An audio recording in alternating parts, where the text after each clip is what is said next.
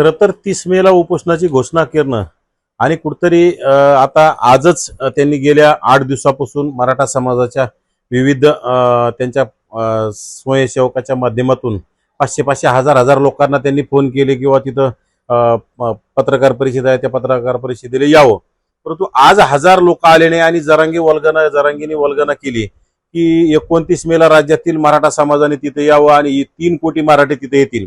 खरं तर किती खोटं बोलायचं आणि राज्यात खरं तर 3 कोटी मराठा समाज आहे का हे सुद्धा आपण राज्यात 13 कोटी टोटल समाज असताना त्यामध्ये मग ओबीसी एससी एसटी मुस्लिम सगळ्या समाज त्यामध्ये येतो आणि त्याच्यापैकी जर एकटा 3 आणि 5 कधी काही म्हणतो ते कधी 3 कोटी म्हणतो कधी 6 कोटी म्हणतो कधी 5 कोटी म्हणतो कधी 7 कोटी म्हणतो, म्हणजे किती बिंडोक असणारा नेता किती बिंडोक असणारं आंदोलन याचं एक उत्तम उदाहरण मानावं लागेल.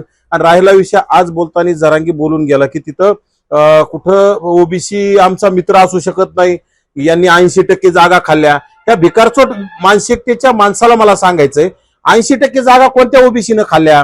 अरे भिकार चोटा गेल्या अनेक वर्षापासून तुम्हीच आमदार तुम्हीच खासदार तुम्हीच मंत्री तुमचेच मुख्यमंत्री साखर कारखाने तुमचे दूध डेऱ्या तुमच्या बँका तुमच्या आणि पूर्ण राज्याला तुम्ही लुटून खाल्लं आणि तरी सुद्धा तुम्ही आमच्या ओबीसीवर गरळ ओकांण्याशिवाय राहत नाही आणि पुन्हा ओबीसीनं 80% जागा खाल्ल्या म्हणता.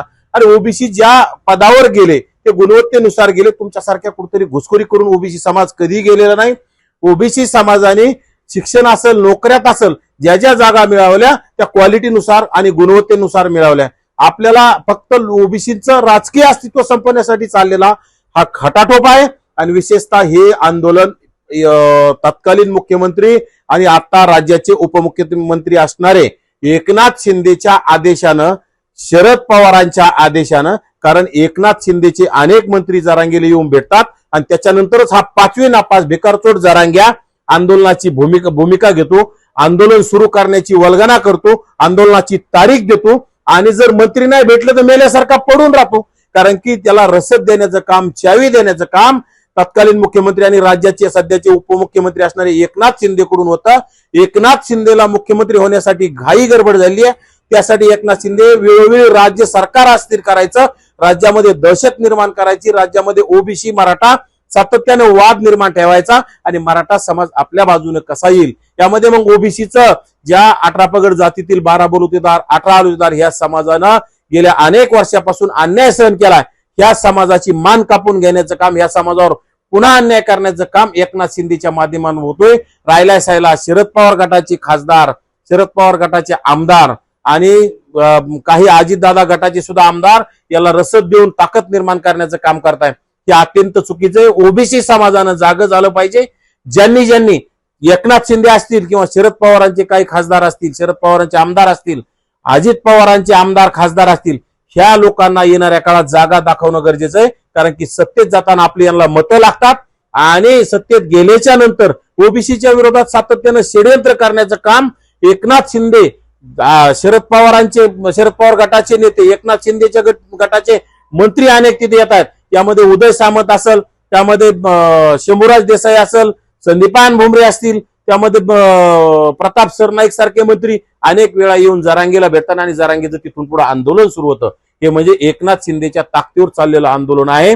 जरांगेला गरीब मराठ्यांचं काही घेणं देणं नाही. स्वतःचं उपोषण करायचं, ओबीसींचं ओरबाडून घ्यायचं आणि ओबीसींच्या बाबतीत फक्त खोटं बोलायचं, मराठा समाजाची दिशाभूल करायची, मराठा समाजाला सांगायचं की ओबीसीने 80% जागा हिसकून घेतल्या.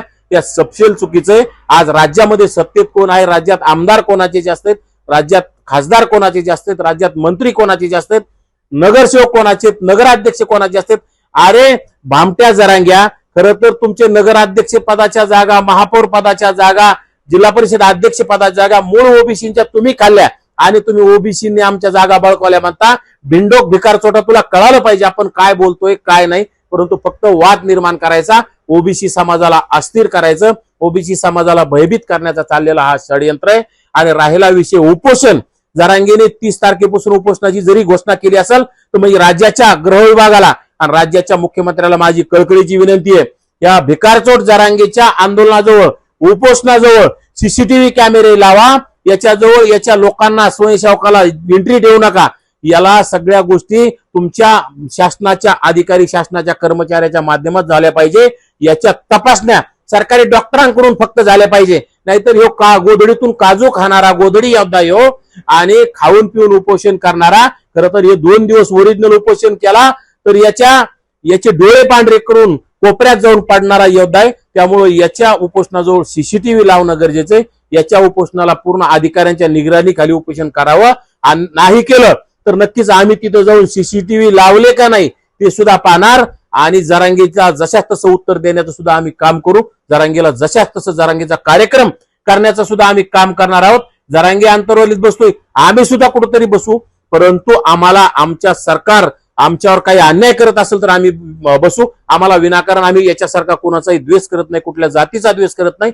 फक्त आमच्यावर अन्याय जर होण्याचा आम्हाला कुठं काही दिसलं तर नक्कीच आम्ही सुद्धा आंदोलनाचा इशारा देऊ. आंदोलन करण्यास आम्ही तयार आहोत. आणि येणाऱ्या काळात राज्य सरकारने आम्हाला फसवण्याचं काम केलं तर नक्कीच तीव्र आंदोलन आणि तीव्र पडसाद याचे पडल्याशिवाय राहणार नाहीत. जरांगे जे मागल ते जरांगेला देऊ नये.